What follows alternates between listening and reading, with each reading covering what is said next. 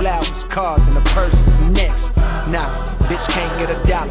Cole on Twitter, bitch can't get a follow. Can't get a nut, her can't get enough. Now she fuck a nigga thinking that she man hit the lot. No way, Jose could write a book called The Things Hoes Say. Show a lot of love to my sisters though, but these bitches so predictable, I'm in trouble.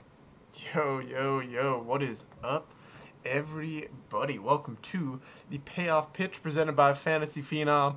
I'm repping the Giants hat tonight because my Giants stack did exactly what I needed them to, especially late in that game. That 5-run ninth inning, Mike, that put me over the top in all my head-to-heads and contests. It was lit on both sides. Pick'em remains fire. FanDuel faded Chris Sale for Jose Berrios like we were all over last night and in the write-ups. Fucking good night, man. That's right. I mean, talk about two teams that needed to pile on some runs. The Giants and the Phillies, man. Putting some runs on the board, maybe selling some tickets. I don't know about that, but at least trying. But yeah, a lot of offense today, and really nobody did anything on the mound except for Jose Berrios, a guy that we talked about at length yesterday on the show. So hope you guys listened. Hope you guys played him. Yeah, dude. What is up, Sterling and Christian? Jose Berrios. He was legit, far and away the best value play on the slate. 52 FanDuel points, almost 32 DraftKings points, 7 innings, 7 strikeouts, only 2 hits and a walk allowed. If it wasn't for Zach Greinke's bitch ass, I would have done a ton better in Pick'em. He was literally the one bad spot in that lineup. He got me a total of 2 points, but I just couldn't play. Who were you going to put in there? I guess Strasburg would have been the play at tier 1. He was, but I couldn't do it, man. You know my thoughts on pitching a guy after injury. Yeah. So I don't think many people did, but yeah, about as good as it gets from Berrios. Unfortunately, I talked myself out of this play today. Sometimes I try to get a little too cute, do a little too much research on him, and didn't really think. I thought the strikeouts had eluded him, but here we go. This is about as good as it gets. Again, 7 Ks, 7 innings shutout for Berrios, so good for the kid. Other than that, though, slim pickings, man. Everybody was kind of jumbled up on DraftKings. Probably like 6 plays between 17 and 20 points, 22 points. So talk about a guy that significantly outscores the rest of the slate. That was Jose Berrios tonight. Yeah, and you know what, man, I'm with you. Like, we talked about this, right? I think I read this off last night. So my write-up on him said this. He's way too cheap on DraftKings for the upside here, but he's been deserving of the price with how he's pitched of late. Over his last 30, he holds an xFIP of 5.33, a K rate of only 16%, and a swinging strike rate of under 8 at 7.7. And he hasn't been better of late either. But he gets a positive K matchup with the Diamondbacks on the road, and Berrios has pitched well at home this year. So it was purely a matchup play for us. And on FanDuel, I even took the dive into getting him just because I found the bats that I wanted to, and I felt more comfortable pitching him than Ty Block. And I'm glad that I didn't go down to Ty Block. I was right there. I was going between the two, man. And I picked Berrios. I got the bats I wanted. I played the upside matchup here. And he was it, man. From a statistical profile, targeting research performance samples, I mean, him and Block pretty much look the same. Low strikeout stuff, not really getting blown up at home, getting teams on good matchups coming in. But, Berrios has got the stuff. We've seen it at times in his career. He was just going through a rough stretch, so maybe this is the start that helps turn him around. I love Rob. He says, I'm just going to play your guys' write-up when I have little time to do research. That is much appreciated, sir. The homework is done for you guys. That's what we're here for. And then the rest of these guys, Montero, Wood, 2 guys that we really weren't high on. I think we mentioned Montero last night, but you mentioned his really wasn't high. Yeah, I mentioned he has decent stuff for his price, right? But Miami really wasn't the spot. But I guess it was. Stevenson ended up having 15 DraftKings points again today against Atlanta. A guy that's something I definitely didn't expect. Hey, what I say last night? I think I said getting I to be he a was stream the spot. Play. Yep. Yeah, getting to be a stream spot against Atlanta. And guess who plays them McHugh. tomorrow? Yep. One of our boys. Castillo. Theo, I tagged Theo today, and I was like, all right, Theo, it's the Lamet Castillo day. And he's like, bro, this is literally the the only reason I look forward to MLB now. That's awesome. That's awesome. But yeah. Yeah. Dude, nailed the bats today. Was all over Texas and Chicago. I game stacked that in Pick'ems, FanDuel. Well, yeah, I didn't play the Classic on DK. So the Pick'em on DK and the FanDuel Classic, I had Mike Napoli in almost all of my lineups. He was my favorite play, and he was only $2,900 on FanDuel. Way too cheap. He was in my Killer Kyle Kabooms, so I finally hit it. I've had Rangers in there for the last, 4 days. And just keep doing it, man, right? I'm telling you, man. And I'm going right back tomorrow, by the way. Spoiler alert. Going back to the Rangers tomorrow. That bullpen's taxed, and they're all bad. And they're at home facing a righty that throws or pitches to fly balls. But we'll get there. Odor had himself a game. He was way too cheap on FanDuel, $3,500. Abreu, talked about him. Him and Napoli were my two one-offs. And I mentioned both last night on the show that I was the battle I was going between on first base. Can't say I was on Shin-Soo Choo, so I can't give any credit there.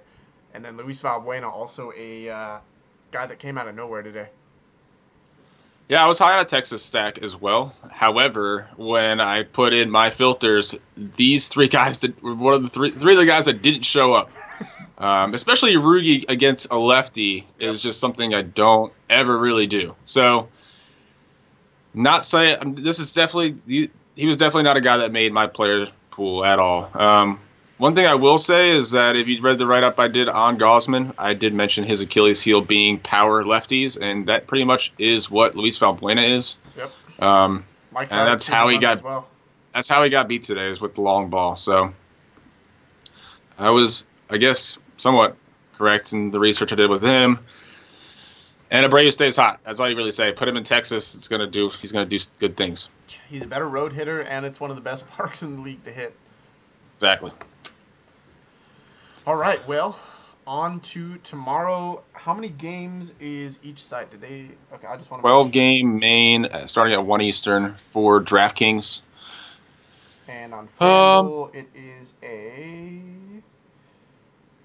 10-game main. So they are omitting the later two games. Obviously, the two 12 o'clock games. The White Sox, Rangers, and Brewers, and Rockies. 12 o'clock. West Coast. 12 o'clock Best Coast time, yeah. I gotcha. Yeah, hopefully this will be a bounce back for me. I did not end up putting together a lineup that succeeded today. But kind of was a little all over the place. Yeah, I mean, I took a net loss, but I played preseason. What was it? The free roll. They did this free roll trying to sponsor some movie, and ended up getting into the top 500, man. So just played a bunch of high upside rookies in my lineup, and it worked out today. Yo, real quick, I was talking to Mike about this before we went on show. The dude in Kansas City to look out for is Patrick Mahomes. They traded up to get him, and when Alex Smith is gone, this guy is going to be a nice quarterback. He has tremendous evading ability. He got out of a ton of pass rushes today. He has scramble ability, and he is extremely accurate in his passes, at least from what I've seen so far this preseason. So you're looking for a Week 3 quarterback. I think he's got to be up there. He's going to get significant playing time, I'd imagine. So definitely look there. For preseason. Yeah. No, that's what I mean. Preseason Week 3. Yeah, sorry. I should clarify, but yeah. Yeah, I don't know if he's taking Alex Smith's job, but yeah, he's going to have him looking over his shoulder. They did trade up to get him, not just sit behind him forever. So, yeah, I agree with you there, man. All right, well, we got Los Angeles, Detroit starting it off. I got to say, man, Kenta Maeda is looking really, really nice tomorrow. This dude is pitching well of late. And Detroit at home versus righties is a thing, and it's not a good thing. Mm-hmm. Yeah, and I don't think a lot of people are gonna see that. And now that this team has played a couple lefties now and showed up against the Dodgers. Now they get Maeda, who's coming in hot. So, dude, he looks really. I agree. Good. Over his The last price start, is it's price is kind of tough. it is. I love him on FanDuel at 8.6. I will say that. DraftKings 9.4. I think tomorrow on DraftKings is going to be a 2 mid-range day, personally. It's tough. Whew. Pitching is tough tomorrow. Yeah, I doubt I get all the way up. Like always, I never really pay all the way up on DraftKings, but probably going to go all mid-range. But some Kenta Maeda numbers, right? Over the last 30 days, 27% K rate, 10.5% swing and strike rate. And here's all the advanced statistics. He has an xFIP of 3.51, a FIP of 3.41, and a Sierra of 3.51. Basically, all that's saying is he is a true. His numbers are true. He is pitching exactly where he should be. His numbers are lining up. And what I love the most is his season numbers against righties. He holds an xFIP of 3 and a 31% K rate against righties this year. And Detroit is pretty much an all righty lineup. It's true. It is true. And again, the thing with Maeda is the recent performance and why he's priced up. This is probably the highest price he's been all year. Not saying that the recent teams he's faced are great. I know Atlanta and San Diego are mixed in, but again, this is the way to go if you're looking to attack Detroit. Is with a righty at home. So Yep. I'm with you. So I think Maeda, and then Verlander. If Bellinger is out tomorrow, I think he's got to get a look as well. He's only 8.8 on DK, if I'm not mistaken. He is 8.7. He's cheap. 8.7. Verlander is one of those pitchers that when I was looking at the entire slate, I was like, okay, out of all the pitchers, he's mispriced, probably due to matchup. Absolutely. But still, I mean, he is mispriced. And he's a talk second about pitcher. I mean, what, he had that one bad start. Sorry, not to interrupt you. He had that one bad start in Texas. But other than that, I mean, he's pitched really well the second half. Yeah, but it was also due to 3 home runs. So 3 home runs accounted for all the runs he gave up, and that's what happens in Texas. So he still, even though took the loss and gave up 5 runs in that game, he struck out 8 and had almost 15 DraftKings points. So the strikeouts were still there. He just ran into a few long balls. And no, I mean, Detroit, I mean, the Dodgers can definitely do that, but again, you're getting a discount on Verlander, and the only reason we're even probably considering that is because of what this slate looks like as a whole with pitchers.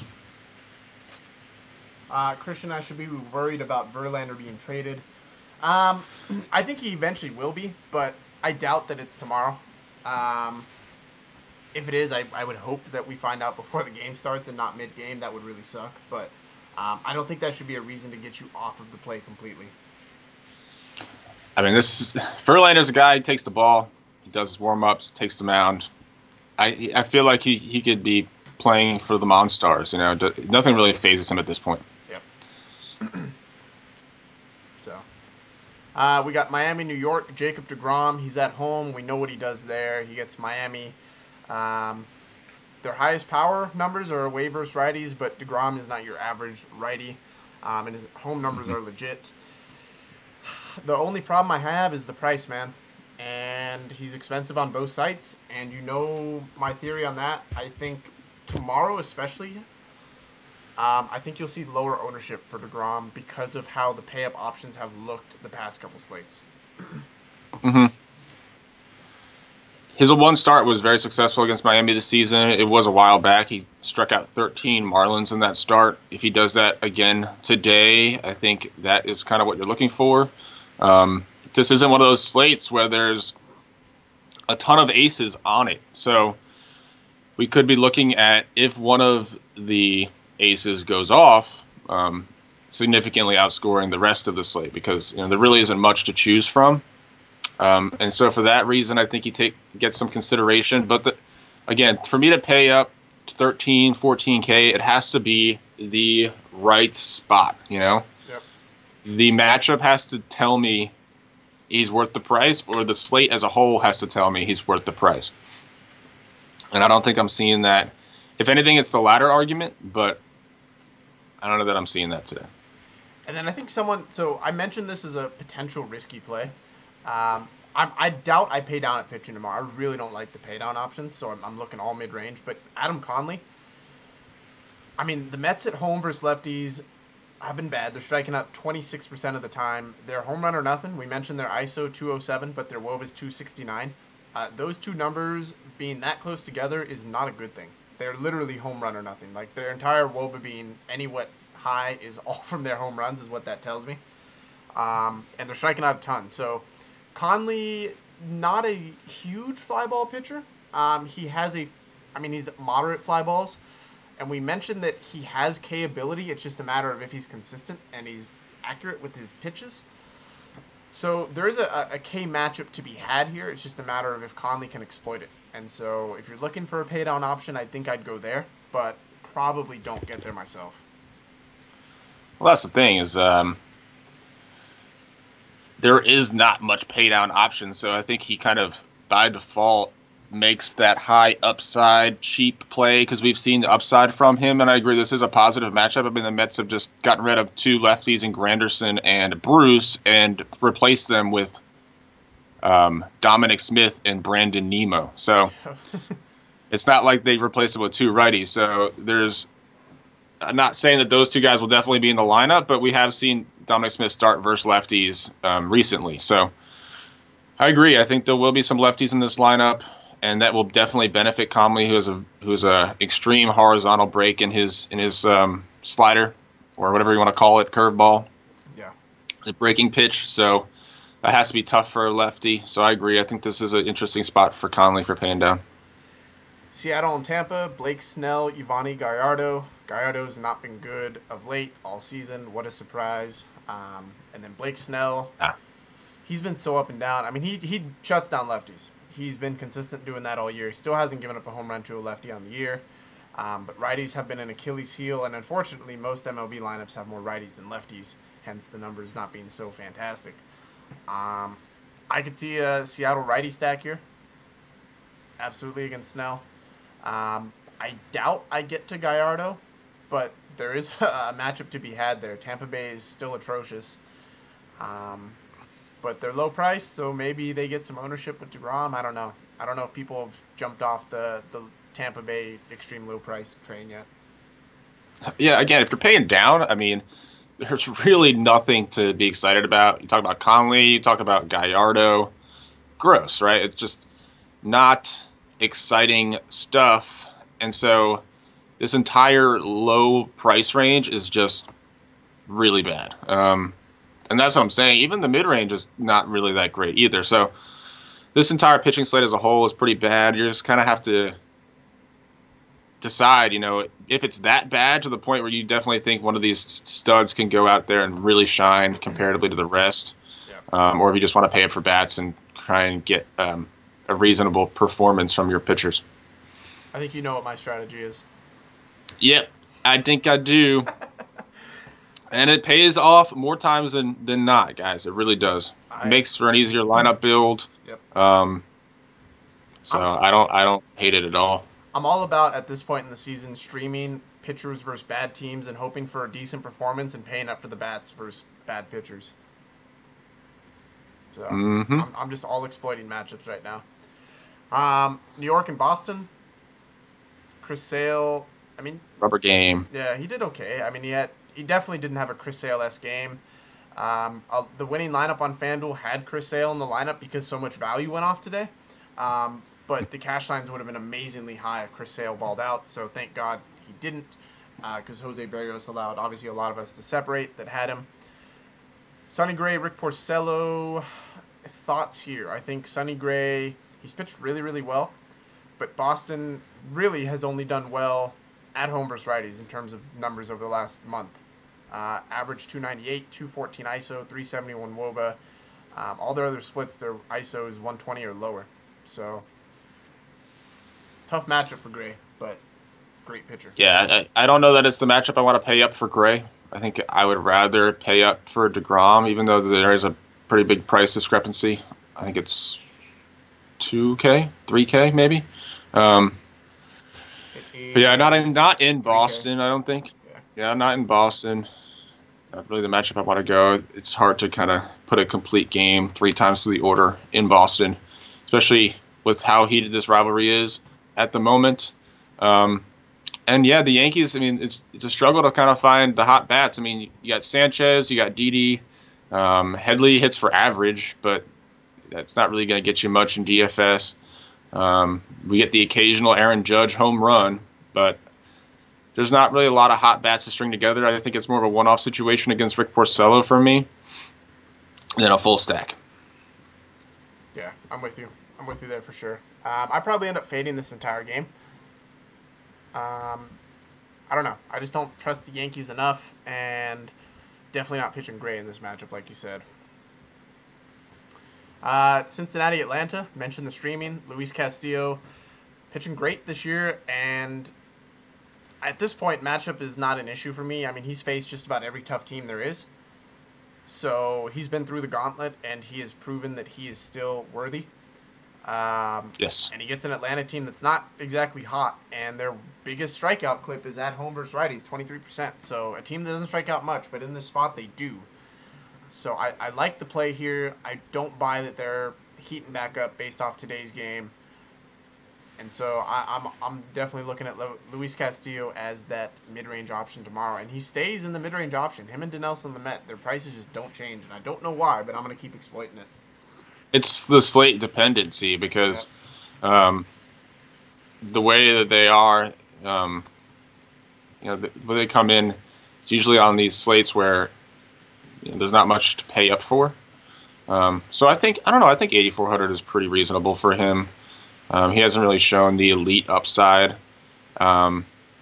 maybe a couple times, but he generally stays in the 15 to 20 range on most games.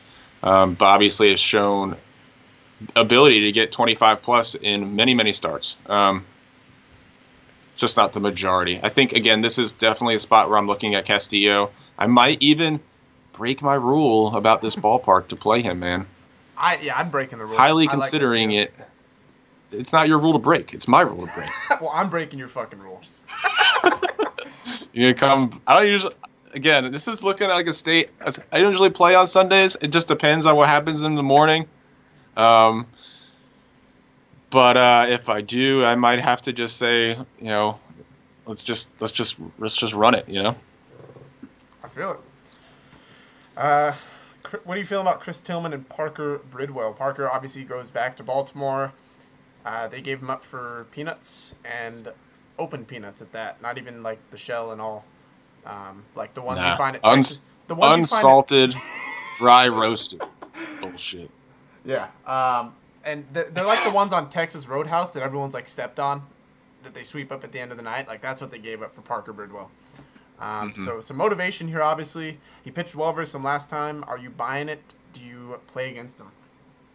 The strikeout upside has not been there with Bridwell. Again, he did have that good start against him in LA. I think he put up 20 plus DraftKings points with a quality start. He actually does have a quality start in 5 of his last 6 games, or no, 6 of his last 7 games. So quality start machine, but with limited K upside, and he hits Baltimore at a time where I don't really want to pitch against them. I could go either way with this play. I think he's a little bit underpriced at 68K, but I don't feel extremely confident about it. And then Chris Tillman, he has an 8 ERA this year, so no thanks. Sure. I'm not. I actually like a LA stack a little bit. Caleb Cowart is still cheap if he plays. Mike Trout, we know about him. I'm not going to chase Luis Valbuena. No, thank you. I could see. I mean, Pujols is swinging the bat well right now as well. Crone, Calhoun also have good numbers recently. Calhoun, I forgot about him. So yeah, I don't think I'm gonna be. I could see myself getting to the Angels, but I don't see myself really needing the price savings to do it. So maybe more of a one-off situation is again to get some value. Yeah, I feel it. Arizona, Minnesota, Bartolo Colon. You think he follows in Jose Berrios' footsteps here? Man, this is rough because I'm actually considering this. I don't know why Again, this is how bad the pitching slate today is that I'm considering playing Bartolo Colon because Arizona on the road has just been really bad, man. They've been striking out a ton. Not saying that Bartolo Colon knows how to do that, but he's looked okay since he's been in the Twins uniform. So he hasn't been bad. I don't think I pitch him. I can't do it. I can't get to that. I can't do it either. But I can't. The day that happens, that I'm really considering putting him in all my lineups, I'm just gonna not play DFS that day and feel better about my life. That's definitely a good idea. I would just take that day off. Wonder if anybody calls him Bart. Yo, Bart, you're up. What do you think? Bart, you're up next. Grab a bat. Jags calls him the Dominican legend. Whoa. Do you think Do you think Arizona gets to him? You know how hard it is for me to stack Arizona on the road, but Bartolo Colon, I mean, even with his recent success, his xFIP is still almost 6. Like, he's not pitching well.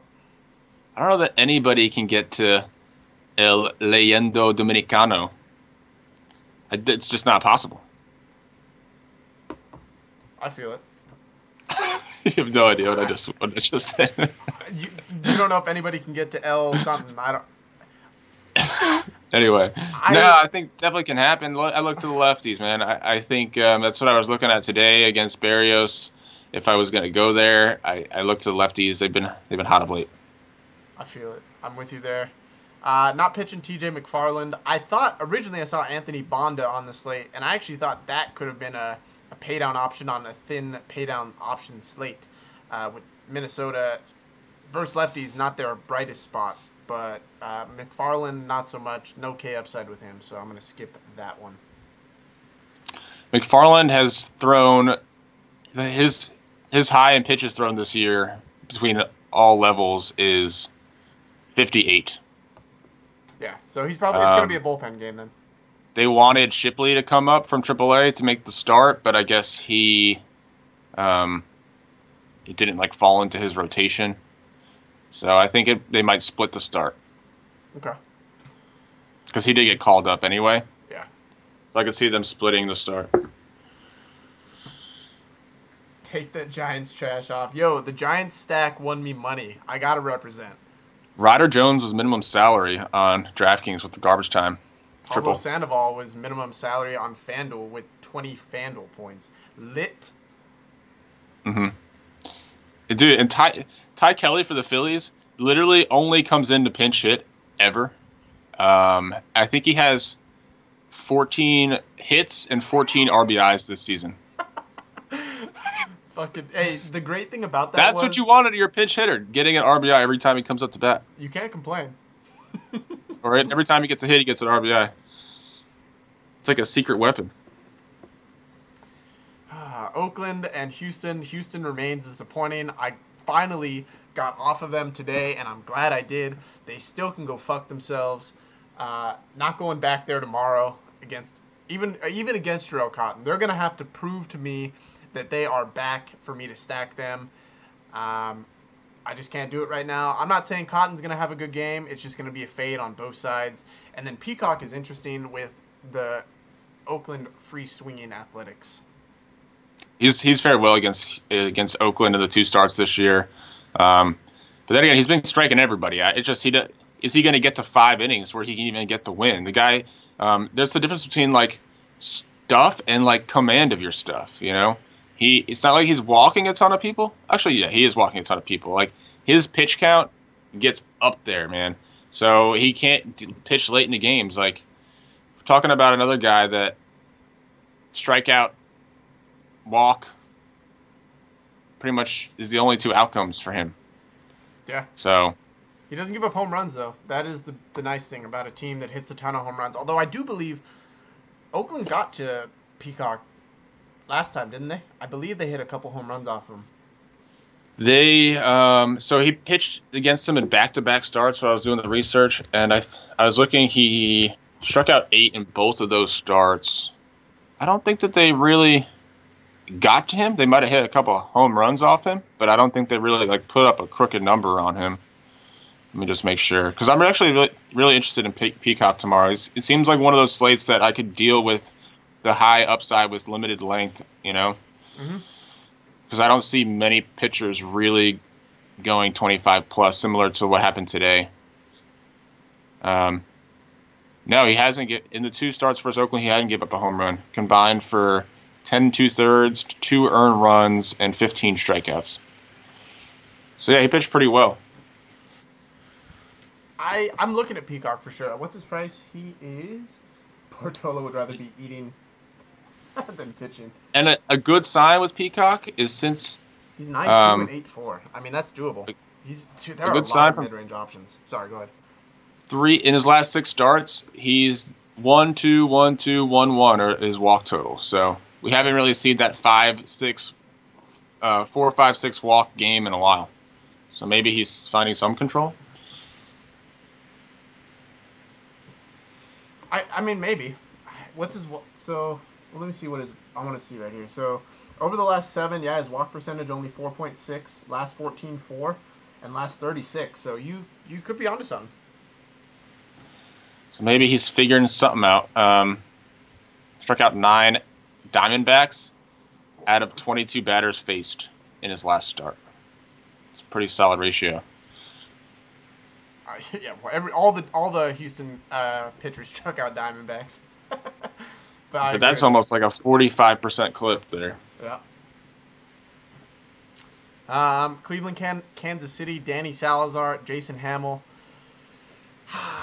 Danny Salazar has been their second best pitcher. Again, this guy would probably be an ace right now on most other teams, but Corey Kluber is in the way. I just don't think I can get there again. Same thing that I couldn't pitch Kluber. The Royals just don't strike out enough for me. They did not look good today against Bauer. I thought they were going to show up today. They had good numbers against Bauer. They are in this playoff race. I don't know. I just like the lineup, and did not show out for me today. So maybe it's a little bit of a bias, has me taking a second look at Danny Salazar. But I mean, his numbers since coming back from the disabled list are pretty shocking, man. He's obviously made some sort of mechanical and or game plan adjustment that gives some legs to what he's been doing. It helps me buy into these numbers being less of a fluke, knowing that he worked on something specifically while he was away and has come back and looked like a different pitcher, So I'm buying into it.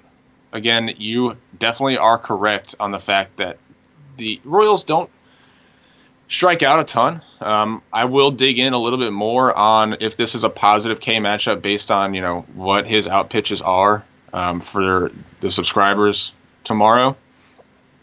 But I don't know. Between DeGrom and Salazar, my gut has me feeling Salazar for some reason. Well, I mean, all the numbers, I'll tell you. I mean, all the numbers raw numbers are better for Salazar. It's not close. Swinging strike rate, 17% in his last 30 days. Over a sustained month, he has a swinging strike rate of 17%. That's Kluber-esque. K percentage of 38%. For comparative purposes, DeGrom is 29.8 and 13.8. So raw numbers definitely goes to Salazar. XFIP also goes to Salazar, 2.57 compared to 3.39. Sierra, Jacob deGrom, 3.3, 2.64. Again, both elite plays, or at least elite numbers. It's just a matter of which play you want to do, if any. Mm-hmm. Yeah, the thing of me with comparing the two of them is I feel like DeGrom has done it over a longer sample than Salazar. And I feel like Miami, however, is a scarier opponent than Kansas City.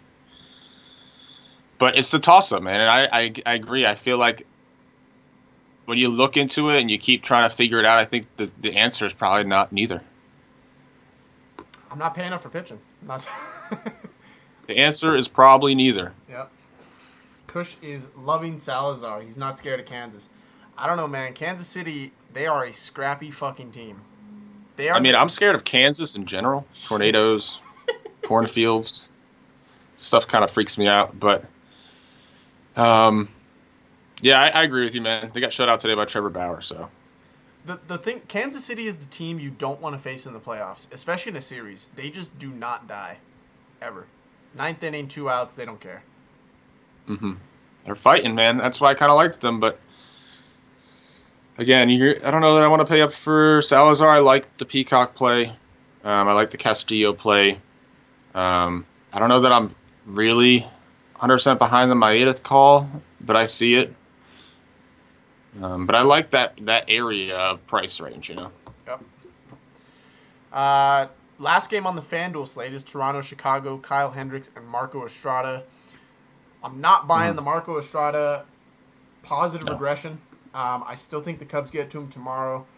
So if I'm looking at numbers here, where is he at? Let me find him real quick. So, numbers really don't back it up. He only has a K rate over the last 30 days of 18% with a swinging strike rate of 10%, right? So, nothing really there. He played Tampa Bay. True. Played Tampa Bay. And Chicago before that. His xFIP in that time period is 6. His Sierra, 5.63. And it's not better. Over his last 14, it's 5.7 and 5.39. So he's pitching well, but it's against bad opponents. And what those numbers tell me is if it's against a better opponent, a la the Chicago Cubs, then he's going to get lit up. I think so, too. I am all aboard a Cub stack if you want to go there. I don't mind it at all, barring there be some crazy weather in this game that sometimes happens in Chicago. But the ball is going to be in the air. Fly ball pitcher, doesn't strike out a ton. You know, pitches to contact, and if the contact's in the air and the wind's blowing out, man, this guy's going to give up multiple home runs without a doubt in my mind. And then Kyle Hendricks, man, I think this is an interesting play at 7,500. Just because of the slate kind of dictates a play similar to what Kyle Hendricks does. You know, pitches to the ground ball, provides a safe floor. He's only given up 5 earned runs over his last 4 starts. You know, doesn't really have a lot of strikeouts upside, but again, I really feel like he provides a safe floor on a slate where there's a lot I don't think you can say that about almost anybody, especially around his price. At home, like I mentioned last time, at home, historically, since he's been with the Cubs, he has been elite at home. I believe he has an ERA in his Cubs career at home under 2. Yeah, I could definitely see myself pitching Hendricks tomorrow, and I usually don't because there's really not much upside to it. He's more of like a cash type pitcher, but again, he's been showing a safe floor of late. And there isn't much to feel safe about on this slate when it comes to pitching. Yeah. I think I'm just going to stick with it. I think tomorrow is just all mid-range. And I will say, you're lucky, man. On FanDuel, you don't have to deal with the Chicago, Texas, Milwaukee, Colorado game. That is where all my bats are coming from tomorrow. And so on FanDuel, that's going to make this slate a lot tougher. I'm probably going to go Chicago. But damn it, man. DraftKings, I think I got to find somewhere to pay down or go mid-range and find a punt bat or two because these are the 2 games I'm going after. Well, let's see. I mean, if I paired, let's say I paired Kenta Maeda with Kyle Hendricks, right? That would leave me almost a little over 4,100 a player. You know, I don't need to pay down any more than that. You know, why would I really need to go to Bartolo Colon, you know? I'm not pitching Bartolo Colon tomorrow. Fuck that. Oh, man. I think that provides enough saving by picking 2 mid-range guys tomorrow, even on DraftKings with some high-priced bats in play. Yep. Now, all right, so I've been waiting for this game, man. I fucking love Texas at home. You know that. At home versus a righty, their WOBA in the last month is 405. They hit a home run for fly ball 23% of the time, 42% hard contact. Fucking love him right here. Miguel Gonzalez, not good. Over his last 14 days, don't buy that shit. He is not this good. And I don't care that he shut down the Dodgers. He's still pitching to a fly ball rate of almost 55%. With an xFIP of almost 6. He's getting lucky. He's not this good, Mike. He's just not. Texas gets to him tomorrow. If they don't hit at least 2 home runs in this game tomorrow, I will not cash because I'm loading up on the home run hitters. I gotta look into the batted ball data. I'm looking at Miguel Gonzalez and his start against Houston. And he allowed 10 ground balls and 15 fly balls in that start. I really want to see what the batting average on the balls in play was in that start. I can tell you. It Something astronomically low. It was only 278. And 278? Really? I thought it would be much lower. Well, check this out. You talked about his last 14. No, it was 160 in Houston against Houston. Yeah. You talk. Okay, I'm thinking. So that is ridiculous, man. That is extremely lucky. That start against Houston was extremely lucky to me. Over the last 14 days, his BABIP is only 209. That is luck at its best. Get this. Against the Dodgers, he pitched to a 1.5 ERA, 5.7 xFIP. Start before that against Houston, a 1.13 ERA with a 5.9 xFIP. Please don't buy into these last two starts. He's really bad. Yeah. So if Sterling says if Texas doesn't come through, you got to start Bartolo next rotation. Deal. Yeah, well, he'll probably be still be in the same slate as Miguel Gonzalez, so you have to pair the two of them on DraftKings. All right, bet that's a deal. Do it. And then finally, Milwaukee, Colorado. Chase Anderson makes his start tomorrow off the DL. His return. Not pitching him. You guys know my thoughts on pitching guys back from the DL. Can't do it. Kyle Freeland, I think, can get hit tomorrow. Love some righties here. Domingo Santana. I imagine Jesus Aguilar plays, Orlando Arcia, Keon Broxton. Let me down today, but I'm going right back there tomorrow. I was a day early on Travis Shaw the day before. Hit a home run today. I think I'm going to see the same thing with Broxton. Yep. Talk about the bottom of this order coming alive. You're probably gonna put Pena in that lineup. I believe Vogt played today. Yep. Even though this is a day game after a night game. So I agree. Definitely feeling some Milwaukee tomorrow. Chase Anderson makes his first start back off the DL. I believe he pitched a little over 65 pitches in his rehab start, so I imagine probably between 80 and 90 would be a safe bet for him tomorrow. But Milwaukee's got a pretty decent bullpen. So how you feeling about Colorado bats, man? I think Colorado is still in play. Okay. Again, Chase I'm a little Anderson, bit. I'm a little bit less bullish than that. I don't know, man. I feel like Chase Anderson has pitched well this year. I mean, he's been one of the best big surprises in baseball. I think they've got a pretty good bullpen. You talk about Josh Hader and Corey Evil Knievel. So.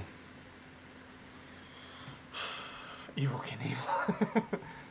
Yeah, I don't know, man. I could still get to some Charlie Blackmon, Gerardo Parra. Those two I love. So. Yeah. The pay-up bats I like too. I feel like when I compare them to the other pay-up bats, I don't find myself feeling as happy. That's fair. I'll probably go all Texas. I'll tell you that much. I think I'm higher on Milwaukee than Colorado. Fair. All right, on to the late slate. We got Philadelphia, San Francisco. Ben Lively makes his return in Madison Bumgarner. Yes. Blake Lively's been. Blake Lively. I am not buying Philadelphia's outpour of runs tonight. Madison Bumgarner, I think, is in line to have a great game tomorrow. I won't pay up for him, I'll tell you that much, but I'm not playing Philly. And I will go right back to San Francisco. I don't know what's in them, but they all of a sudden know how to hit again. I don't know. Definitely someone replaced the infield with a merry-go-round today. And they were riding that shit all night long, both sides here. And dude, it was 12-4 going to the ninth inning, and I still feel like the Phillies were going to lose. And sure enough, they almost did. That's how bad this bullpen is. I think you can go right back to the value that the Giants will give you tomorrow. Against Blake Lively, who has been one of their AAA shuttle members. He's been riding that shuttle to death. So I agree. I'm definitely not high on Philadelphia. You can't really give me any stats from any player that would be like, oh, this is a reason why you should play him against Bumgarner. There's just nothing that I could look at to make an argument for Phillies. I like Bumgarner tomorrow too. I could make the argument for paying up to him, but you just know my thoughts on paying up for pitching. Can't do it. What is his price? I haven't looked at the slate 12-4 comparatively on the 3-game slate. Mm-hmm. Who do they? Oh, Gio is the 12K guy against San Diego. Yeah. Ugh, that's going to be a rough slate too because I guess it's going to be one of those two guys in Lamet, right? Yep. You got to go Lamet. And then maybe you do Mike Leake and Dinelson Lamet pairing.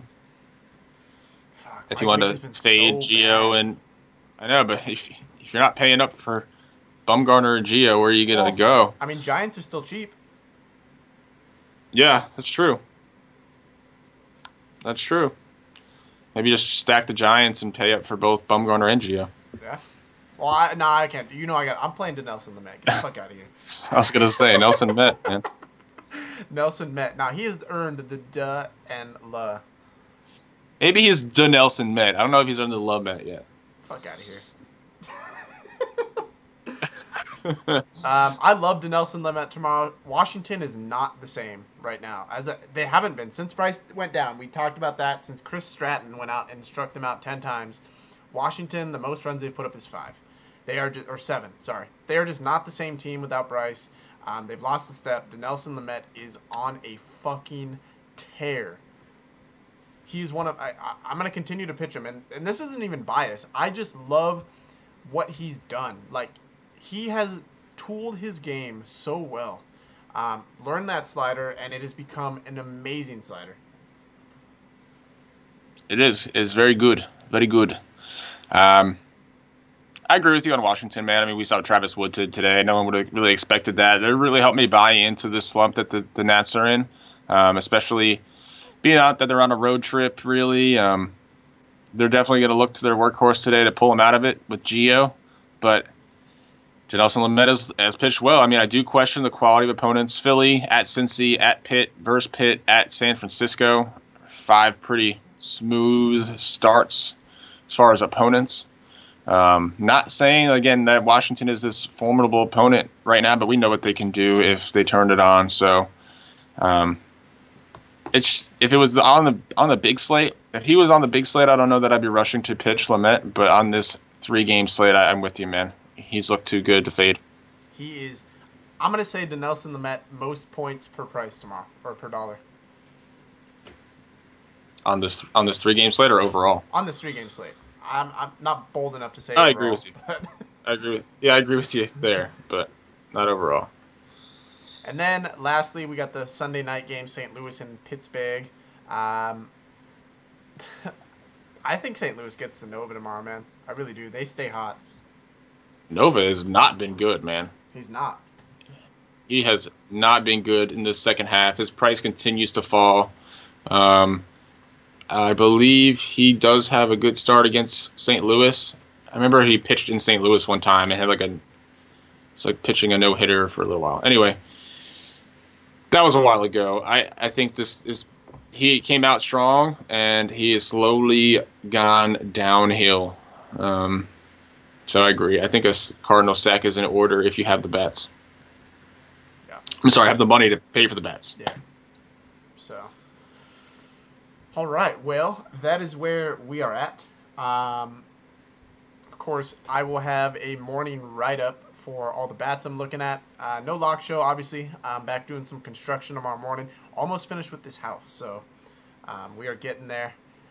Gonna be awesome. So appreciate you guys tuning in and rocking with us as always. A nice crowd showed up tonight. Appreciate you guys as always. Hell yeah. If, of course, you are looking to get into River, we got football coming. And obviously MLB still going strong. We're rocking that. People are winning. Someone's winning every night. So if you want to join that, get a part of it. Free trial is down below. Try it out for 7 days before football, obviously, or wait till football, that too, if you want to. But see what we got. And then we'll make sure you guys are taken care of and hopefully get you some money. Yeah, if you are new to watching this show or haven't really tried out the trial yet, we really I really feel like we are the place to come to for baseball DFS right now. This show is just the tip of the iceberg. We really do give you much more. While everybody else is kind of fading off into football, we are doing that, but we are not sacrificing baseball. We really are the place to come to with baseball DFS if you're trying to build up that bankroll to bring into football season. Try out the pick'em format on DraftKings. We really are the place to come to. So give us a shout, give us a try. And tomorrow being Sunday, I don't think I will try. At the very least, I'll post a player pool, but I don't think I'll be able to do a full in-depth write-up like I normally do. Just being that the slate starts at 1 and not 7, and I'll be doing my thing on the ambulance. Saving people and shit. Doing my thing, just trying to help out the world one day at a time. But either way, you can always message me. I'll try to get back to you if I'm on the go. And I hope we get some big winners again tomorrow, man.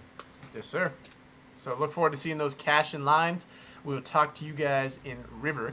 Have a wonderful and profitable Sunday, and we will see you tomorrow. See you guys.